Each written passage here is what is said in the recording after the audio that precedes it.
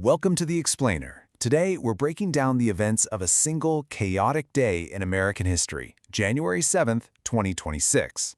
Our source material, State of Rupture, shows us a nation getting pulled in two totally different directions, and it all kicks off with one explosive incident. So, January 7th. The day's events were really set on fire by a shocking incident up in Minneapolis that grabbed the entire nation's attention. A federal agent shot and killed a citizen on a snowy residential street. Right. A fatal shooting? Case closed? Not even close.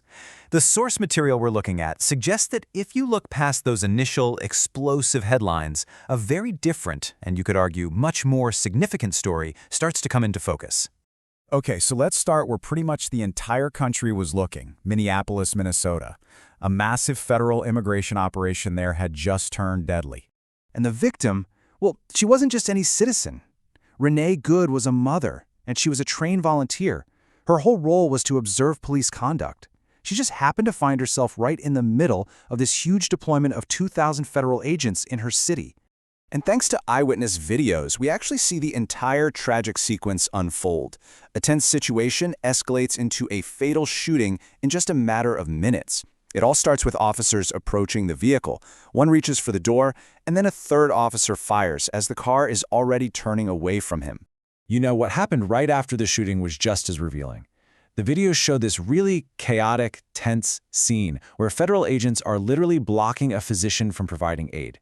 You hear one agent tell a bystander, "We have our own medics," even though none were visible.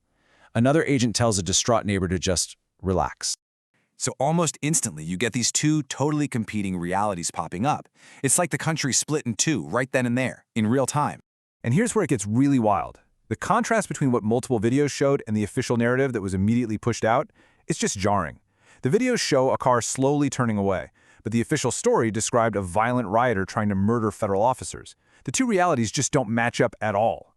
And the Department of Homeland Security didn't just defend the agent's actions. It dropped this bombshell of a statement, framing Renee Good as a domestic terrorist who had committed an act of war on law enforcement.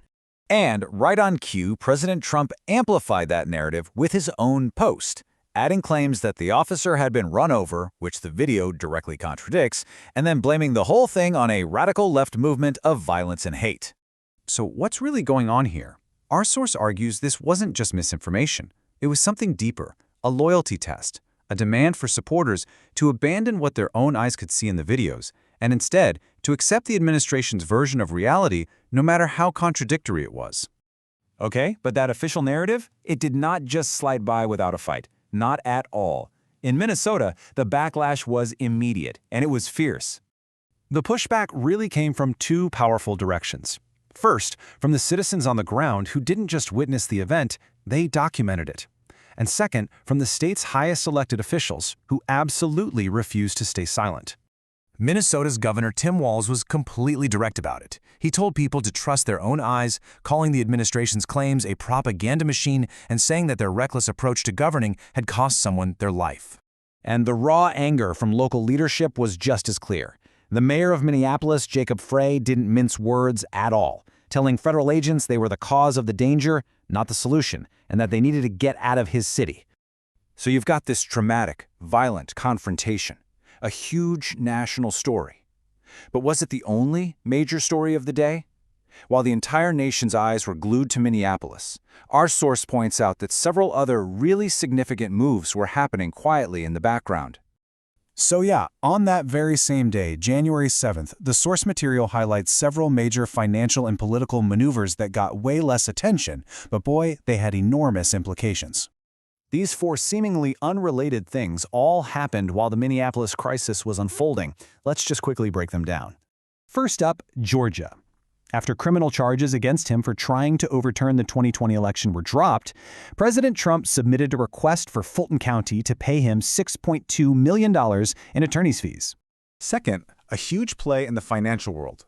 A crypto venture run by the Trump family applied for a national banking license, a move that would legitimize it in mainstream finance and that critics immediately flagged as a massive conflict of interest.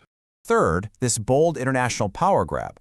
The administration announced it was seizing all oil from Venezuela. And here's the kicker. The money from its sale would be put in accounts outside normal U.S. Treasury oversight. to be controlled directly. And finally, through a social media post, President Trump unilaterally announced the 2027 military budget would be increased to $1.5 trillion. That's a 50% jump from the $1 trillion figure that had been discussed before. So, what does this all add up to? A legal payout, a new crypto bank, seized oil money, and a ballooning military budget, all happening on one chaotic day. Our source connects these dots, and the picture that emerges is, well, it's pretty startling. You see, the source material argues there's a powerful link between the loud public crisis in Minneapolis and the quiet, systemic power grabs happening in the background. It leaves us with a really crucial question. When a dramatic event demands all of our attention, what seismic shifts are we being encouraged to ignore? What happens when a crisis provides the perfect cover for a test of power?